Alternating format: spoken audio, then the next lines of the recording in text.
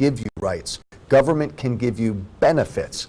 And look, you rightly said healthcare is an issue that Democrats love to talk about. Republicans are afraid to talk about it because, truthfully, it's a lot easier to be a Democrat and say, I'm going to have Medicare for all and government's going to take care of everything.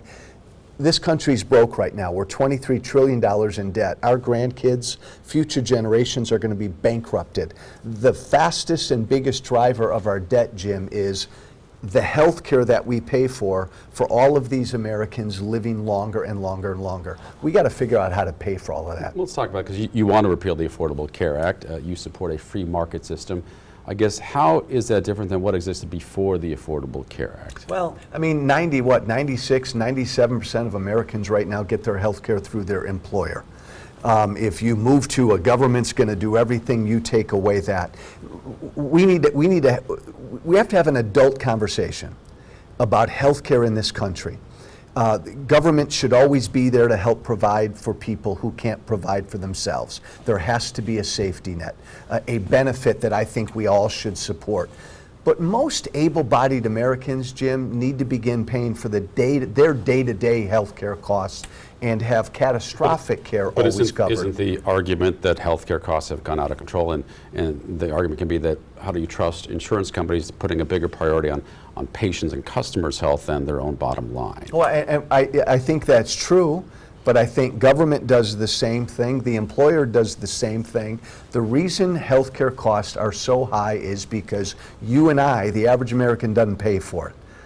And so until we get to a place where we have choice and we get to decide and we can pick the coverage that best suits our needs, we're never going to control costs. So do you think that the employer-based system should even be abandoned then? How does the free market system work under a Joe Walsh administration? We move toward an individual insurance system where we move away from an employer Only or the what your government. Employer offers. Yes. Getting away from that. We move, eventually, we transition away from that and we transition to a system where each and every American is in charge of their own health care, fully portable health care, which would remove the whole issue of pre-existing conditions. And again, there's that would be forced under policies, which should an option. Does the government have the right to, or should they impose, at least those insurance companies, if they're going to offer, if they're going to have a system like you are, to require pre-existing conditions as just in some sort of regulation? Yes, require portability or require, however you would phrase it, to deal with pre-existing conditions. So there's individual choice, and then there is protection. There's a safety net. Government should play a role via Medicare and Medicaid for those who are not able to go out and pick their own health care. What about the ability for insurance companies to refuse coverage, though, on certain things and lifetime benefits? Or is that something that would just be when people sign up for their coverage, they would know what, they would have all those things outlined? That would be clear and not fine print stuff. Exactly. Again, a menu of options in various insurance and care for the average American to choose from. But it's the only way eventually we're going to drive down costs. Why would that necessarily drive down costs, though? I mean, because won't they just be more expensive? No, because then it's a market, and like everything else in life, when we're out there choosing what we want, then when we're in charge of the costs, that's the only way we're going to control costs. Jim, we're living longer and longer and longer. That's a good thing. But right now we're $23 trillion in debt. Right now we've got Medicare. Medicare itself is due to be belly up in about 7 or 8 years.